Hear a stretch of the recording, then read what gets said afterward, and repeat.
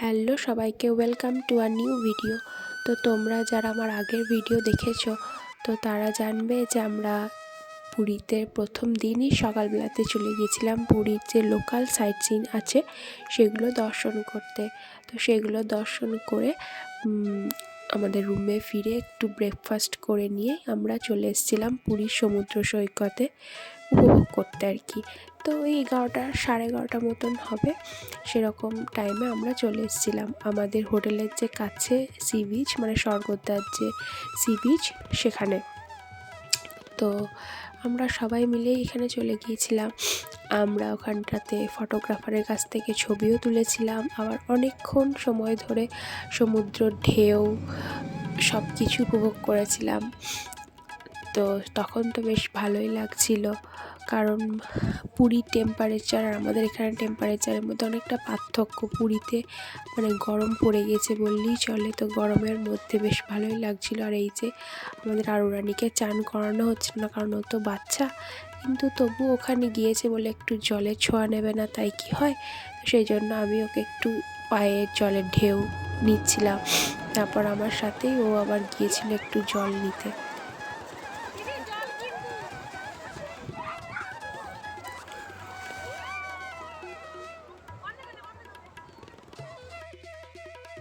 আর ফিরবার সময় আমি সমুদ্রের ধারে আমার নামের হাফ অংশ, মানে আমার নাম তো নবদিশা, তো নবদিশা না লিখে সবাই যেটা ডাকে দিশা বলে সেটা একটু লিখে দিয়ে চলে এসেছিলাম, এই আর কি। তো ওই এই বেলাটা সমুদ্র সৈকতে আর সাইট সিন করতেই কেটে গেলেও বিকালবেলাটা আমরা রেখেছিলাম পুরীর মন্দির দর্শন করবো বলে। তো তাড়াতাড়ি করে গিয়ে আমরা দুপুরবেলায় খাওয়া দাওয়া সেরে নিয়ে কিছুক্ষণের জন্য রেস্ট নিয়েই আমরা রেডি হয়ে নিয়েছিলাম। তো চলো দেখা যাক। এই যে আমি রেডি, পিছনে দেখো মাও রেডি হয়ে গিয়েছে। তো আমরা সেদিন পুরীর মন্দির দর্শন করতে গিয়েছিলাম, ঢুকেছিলাম হচ্ছে দক্ষিণ দরওয়াজা, মানে যেটা ঘোড়া দরজা বলেই সকলে চেনে। তো বাবা যেহেতু অনেকবার পুরী দর্শন করতে গিয়েছিল, তাই ওখানে বাবার চেনাশোনা পান্ডা আছেন, তো ওনাদের মাধ্যমেই আমরা ভিতরে প্রবেশ করেছিলাম। তো তোমরা পান্ডা ছাড়াও ঢুকতে পারো। তো পান্ডা নিলে কিছু সুবিধা কিছু অসুবিধা দুটোরই সম্মুখীন তোমরা হবে, এই আর কি। তোমাদের সাথে আমার জানা একটা কাহিনী শেয়ার করি। তো এটা যারা বিশ্বাস করবে তারা করবে, বা তর্ক করলে আলাদা ব্যাপার, এই সমস্ত জিনিস তো বিশ্বাসেই মেলায়, তাই না?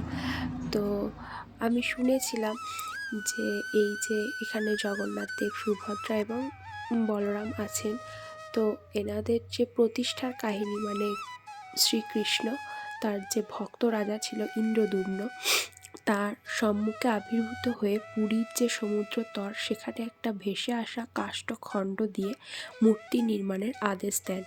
তো মূর্তি নির্মাণের জন্য যখন কাষ্ঠশিল্পীর সন্ধান করা হয় তখন রহস্যময় এক বৃদ্ধ ব্রাহ্মণ উপস্থিত হন এবং তিনি কিছুদিন সময় চেয়ে নেন এবং তাকে তিনি জানান রাজা এবং রানীকে যে তার কাজ শেষ না হওয়া পর্যন্ত যেন কেউ বন্ধ দরজাটা না খোলে।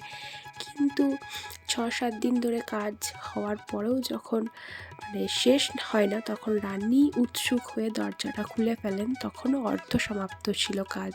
তো সেই কারণে আর কি জগন্নাথ দেবের পুরো কাজ শেষ হয়নি আর কি।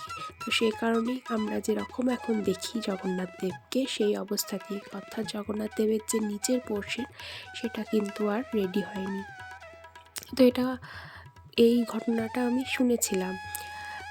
আর এই যে দেখছো এখানে ধ্বজা পরিবর্তন করা হয়েছে, তো এটা প্রতিদিনই কিন্তু ধ্বজাটা পরিবর্তন করা হয় এবং ওখানকার পান্ডাদের মুখে শুনলাম যেটা লটারির মাধ্যমে এই পতাকার কালারগুলোকে বেছে নেওয়া হয়। কোনো দিন লাল, কোনো দিন হলুদ, সাদা, এই ধরনের পতাকা দেওয়া হয়। আর এর একটা বিশেষত্ব হচ্ছে এটা সমুদ্রের যেদিকে আর কি হাওয়া বয় তার উল্টো দিকে এই পতাকাটি উত্তোলন করা হয় আর কি।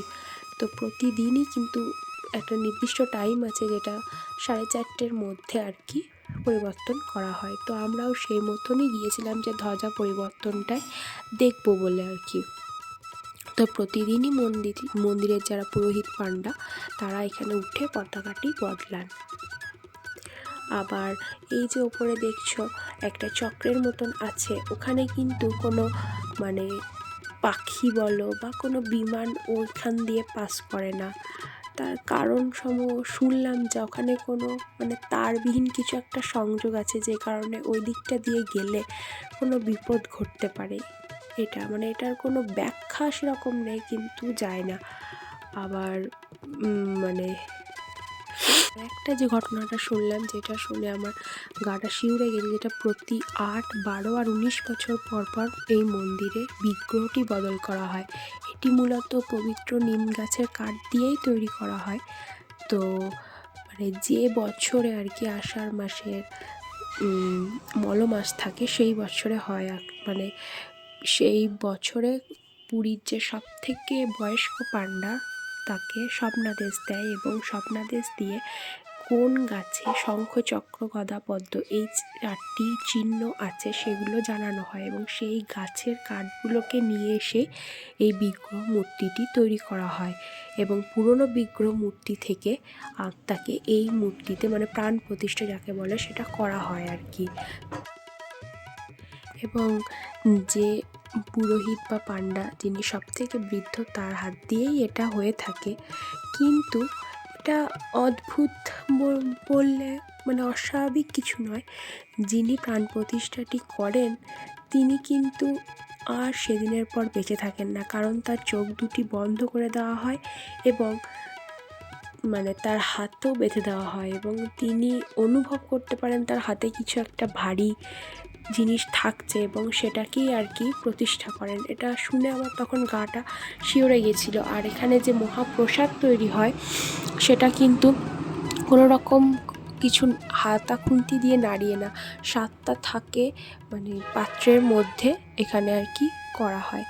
তো প্রথমটায় সেদ্ধ হয়, তারপর হতে হতে মানে প্রত্যেকটা ধাপে এইভাবে হয়, যেটা শুনলাম সেটা আমি তোমাদের সাথে শেয়ার করলাম। আর 56 রকমের ভোগ এখানে ভগবানের উদ্দেশ্যে নিবেদন করা হয় 5টি দফায়। আর এখানে মন্দিরে কোনো দিন মানে যতই ভক্ত আসুক কোনো দিন মানে প্রসাদের অভাব হয় না। তো আমি যেটুকু তথ্য জানি তোমাদের সাথে শেয়ার করার চেষ্টা করলাম। তো কেমন লাগলো জানিও। আর ভেতরে তো ধরো মোবাইল নিয়ে প্রবেশ নিষেধ, তাই তোমাদেরকে সেটা শেয়ার করতে পারলাম না। আর ভগবান দর্শন করে আসবার পর আমরা এখানে এই টুকটাক কিছু বাজারে কেনাকাটি করেছিলাম নিজেদের কিছু মানুষদের জন্য। তো তোমাদের আমার এই ছোট্ট ভিডিও কেমন লাগলো বলো, আর আমার কাছ থেকে এই ভগবানের সম্পর্কে তথ্যগুলো জেনে কেমন লাগলো। আমার যদি কিছু ভুল থাকে সেটা অবশ্যই তোমরা ধরিয়ে দিও। আমি যেটুকু জানি সেটুকু বাবার কাছ থেকে শোনা, বা ওখানে যে পান্ডা আমাদের গাইড করেছিল তার কাছ থেকে শোনা। তো চলো ভিডিওটি কেমন লাগলো জানিও। দেখা হচ্ছে তাড়াতাড়ি, টাটা।